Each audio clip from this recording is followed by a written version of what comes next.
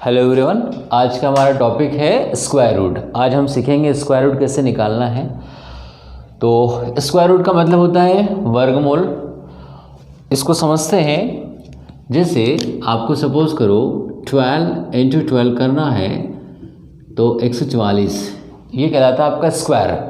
किसी भी संख्या का 2 बार मल्टीप्लाई करना स्क्वायर कहलाता है, वर्ग कहलाता है। इसका जस्ट उल्टा आ जाए, उल्टा मतलब कि ये जो आपको नंबर दिया हुआ है इसके ऊपर अगर ऐसा रूट आ जाए, इसका सीधा सा मतलब ये है कि ये कौन सी ऐसी संख्या है जिसका 2 बार मल्टीप्लाई करने पर आया है। तो 144 में 12 इंटू 12 करने पर 144 आता है। इसका मतलब है कि उस 12 को क्या कर दो, आप बाहर निकाल दो, तो यही आपका क्या होगा, आंसर होगा। ये आपका स्क्वायर रूट कहलाता है। ऐसा क्यूब रूट मतलब 3 बार मल्टीप्लाई करना है ना। तो आज हम सीखेंगे स्क्वायर रूट के बारे में कि बड़े नंबर आ जाए तो स्क्वायर रूट कैसे फाइंड आउट करना है, किस प्रकार से आपको जो आंसर्स निकालना है स्क्वायर रूट में। क्लियर? चलिए सबसे पहले हम देख लेते हैं स्क्वायर। 1 का स्क्वायर 1 होता है, 2 का स्क्वायर 4 होता है, 3 का स्क्वायर 9, 4 का 6, 16, 5 का 25, 6 का 36, 7 का 49, 8 का 64, 9 का 81 और 10 का होता है 100। अब अगर हम 11 का स्क्वायर से देखते हैं तो देखिए 1 के स्क्वायर में भी 1 आ रहा है, यहाँ पर 11 के स्क्वायर में कितना आ रहा है, 1 आ रहा है। फिर हम देखेंगे आगे 2 के स्क्वायर में कितना आ रहा है, 4। तो यहाँ पर आप देखेंगे 12 के स्क्वायर में कितना आ रहा है, 144 मतलब कितना आ रहा है, 4 आ रहा है। फिर यहाँ पर 3 के स्क्वायर में 9 आ रहा है, वहाँ पर 13 के स्क्वायर में कितना आ रहा है, 9 आ रहा है। फिर यहाँ 4 के स्क्वायर में 16 आ रहा है, वहाँ पर 14 स्क्वायर में कितना आ रहा है, 196 आ रहा है। फिर अगले में 5 का स्क्वायर 25, 15 का स्क्वायर 225, 6 का स्क्वायर 36, 16 का स्क्वायर 256 और यहाँ पर 7 का स्क्वायर 49 और 17 का स्क्वायर 289। यहाँ पर 8 का स्क्वायर 64, 18 का स्क्वायर 324 और 9 का स्क्वायर 81 और 19 का स्क्वायर 361 और 10 का स्क्वायर 100 और 20 का स्क्वायर कितना होगा, 400 मतलब 0। मतलब आपने देखा कि 1 से 10 तक और 11 से 20 तक हमने स्क्वायर्स देखे तो सबके डिजिट क्या है, सेम ही आ रहे हैं। एक काम और करते हैं, 21 के स्क्वायर से लिखना हम स्टार्ट करते हैं। 21 का स्क्वायर होता है 441, 22 का होता है 484, 23 का होता है 529, 24 का होता है 576, 25 का होता है 625, 26 का होता है 676, 27 का होता है 729, 28 का होता है 841, 29 का होता है 729, 29 का होता है ये 28 का 784 होता है और 29 का होता है 841 होता है और 30 का होता है 900। क्लियर? अब देखिए, अब अगर हम स्क्वायर देखेंगे तो 21 में कितना आ रहा है, 1 आ रहा है, 2 के स्क्वायर में 4 तो या 22 के स्क्वायर में कितना 4 आ रहा है। आखिरी का डिजिट सब में सेम आ रहा है, 1496569 यही एक परफेक्ट स्क्वायर के आखिरी के डिजिट में आता है। तो आप यहाँ से ये डिसाइड कर सकते हो, ये बोल सकते हो, ये आप कह सकते हो कि जिन संख्या के पीछे 2378 आता हो, 2378 आता हो, वह एक परफेक्ट स्क्वायर हो ही नहीं सकता, वह एक पूर्ण वर्ग नहीं हो सकता। ये आपको ध्यान रखना है। जिसके पीछे क्या आ जाए, जिसके पीछे आ जाए 2378 आ जाए, वह एक पूर्ण वर्ग हो ही नहीं सकता। ये चीज़ आपको ध्यान रखना है। तो क्या आ जाए या क्या हो कि वो पूर्ण वर्ग हो सकता है या होगा, इसके बारे में चर्चा कर लेते हैं। तो देखिए, या तो 1 होगा, 4 होगा, 5 होगा, 6 होगा, 9 होगा, 0 होगा। तो इसकी आपको बनानी पड़ेगी टेबल। इसकी क्या बनानी पड़ेगी, आपको टेबल बनानी पड़ेगी। इस टेबल की सहायता से जो है आप आंसर निकाल सकते हैं।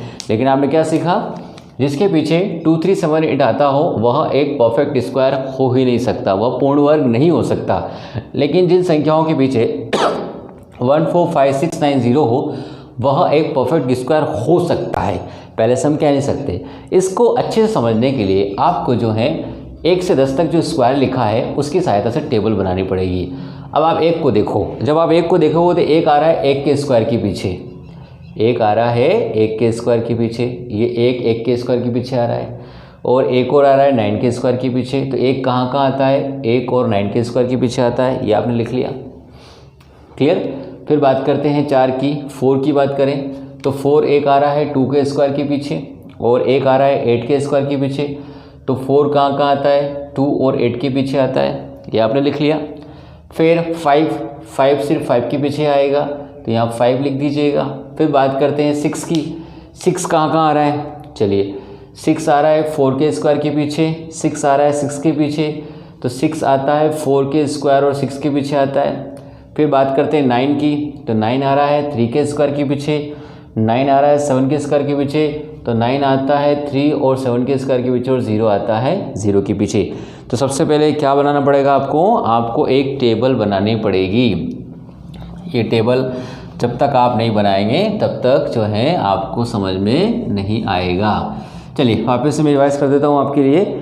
आपने ये सीखा कि जिन संख्याओं के पीछे 2, 3, 7, 8 हो वह एक परफेक्ट स्क्वायर नहीं हो सकता, लेकिन जिनके पीछे 1, 4, 5, 6, 9, 0 हो वह एक परफेक्ट स्क्वायर होगा या हो सकता है, ये चीज़ का आपको डिसाइड करना है।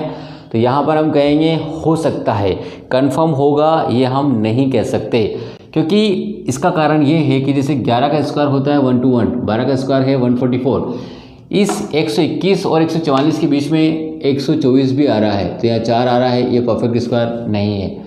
125 भी आ रहा है, यहाँ 5 आ रहा है, ये भी एक परफेक्ट स्क्वायर नहीं है। इसलिए हम कहेंगे कि जिनके पीछे 1, 4, 5, 6, 9, 0 हो वह एक परफेक्ट स्क्वायर हो सकता है, कंफर्म नहीं कि होगा। क्लियर है? तो ये टेबल बनाना हमारा ज़रूरी है, जब तक ये टेबल आप नहीं बनाएंगे तब तक स्क्वायर रूट आप नहीं निकाल सकते। चलो आगे बढ़ते हैं।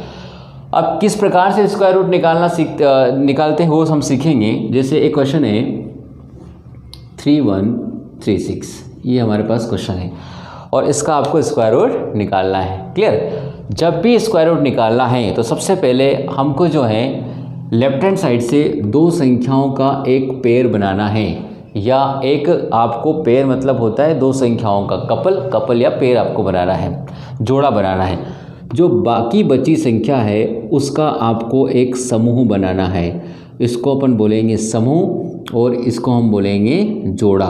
जोड़ा मतलब जिसमें दो हो वो जोड़ा कहलाएगा, पेयर कहलाएगा, समूह मतलब 2, 3, 4 जितने भी हो सकते हैं। अब देखिए यहाँ पर आपके ये आखिरी डिजिट काम का है, आपको देखना है ये किसी काम का नहीं, आपको देखना है 6 इस टेबल में कहाँ आ रहा है, यहाँ पर। तो 6 किस किस संख्याओं के पीछे आता है, तो 6 4 और 6 के पीछे आता है, मतलब इधर का डिजिट या तो 4 हो सकता है या क्या हो सकता है 6 हो सकता है। क्या हो सकता है, या तो 4 हो सकता है या क्या हो सकता है 6 हो सकता है। फिर से देखिए क्या किया हमने, सबसे पहले राइट हैंड साइड से दो संख्याओं का जोड़ा बनाया, जो बचा उसका एक समूह बनाया, फिर देखा 6 कहाँ आ सकता है, 4 और 6 के पीछे आ सकता है। तो 4 इधर का डिजिट या तो 4 हो सकता है, क्या हो सकता है 6 हो सकता है। क्लियर? अब जो बचा हुआ है 31 उसको लिखते हैं। इस 31 को आपने यहाँ लिख दिया। अब 31 को लिखने के बाद फिर आपको ये डिसाइड करना है कि 31 किन दो स्क्वायर्स के बीच में आता है। तो 5 का स्क्वायर आपको मालूम है कितना होता है 25, 6 का स्क्वायर कितना होता है 36, तो 31 5 और 6 के स्क्वायर के बीच में आता है। तो इधर का डिजिट कितना आएगा 5 आएगा। वो 5 इसलिए आएगा कि आप हमेशा छोटा डिजिट लेंगे। ठीक है, लेफ्ट हैंड साइड में हमेशा क्या करेंगे आप छोटा डिजिट लेंगे।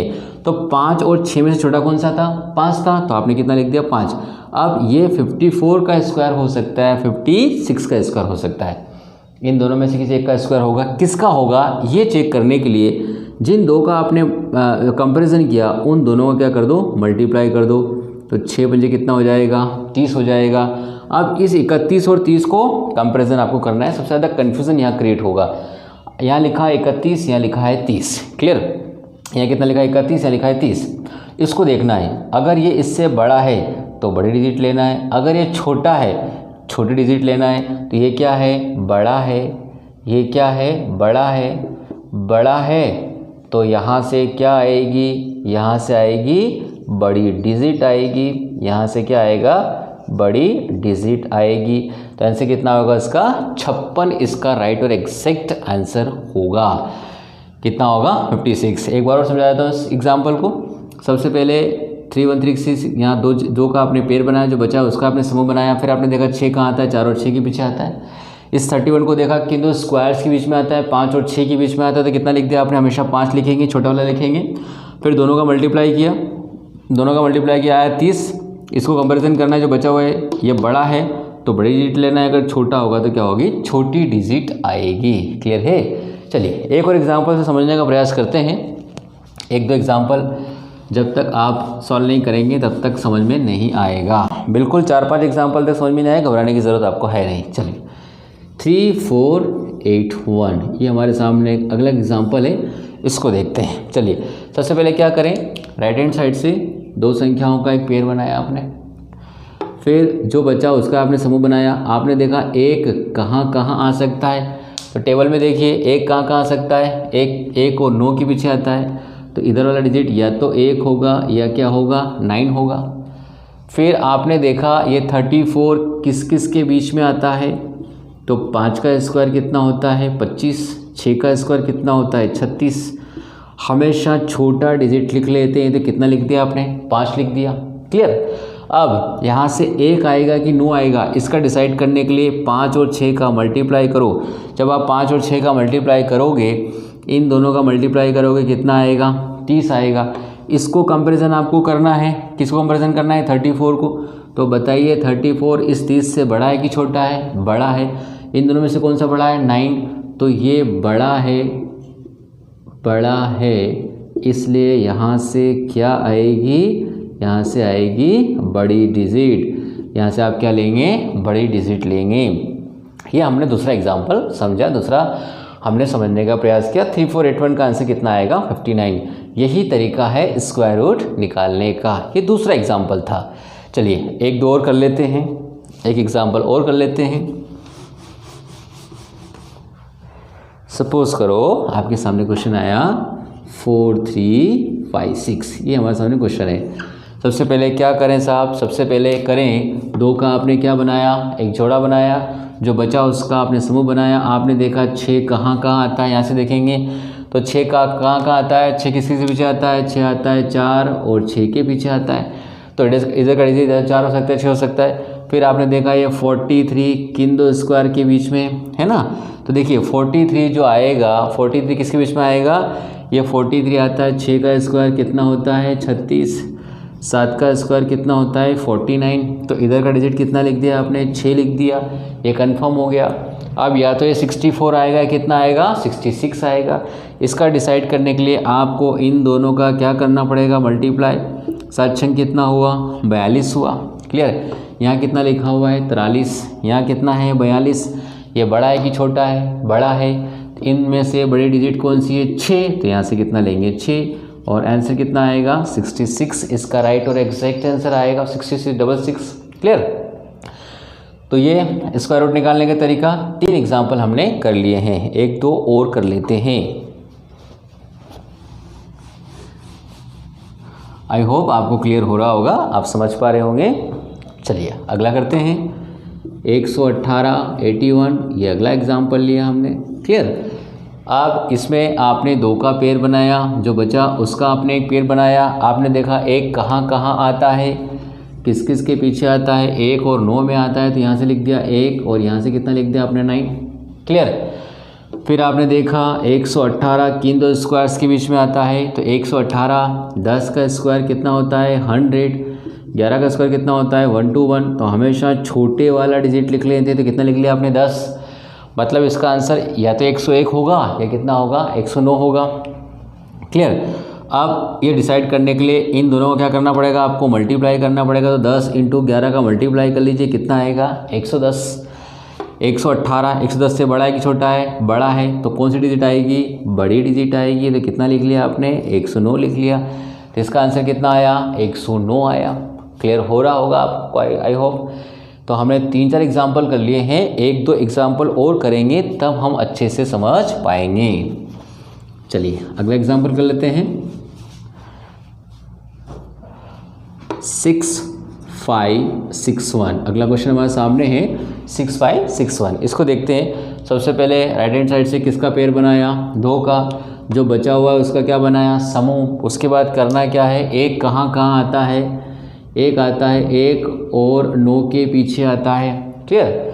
फिर 65 किन दो स्क्वायर्स के बीच में आता है, तो 65 होता है 8 का स्क्वायर कितना 64, 9 का स्क्वायर कितना 81। क्लियर है?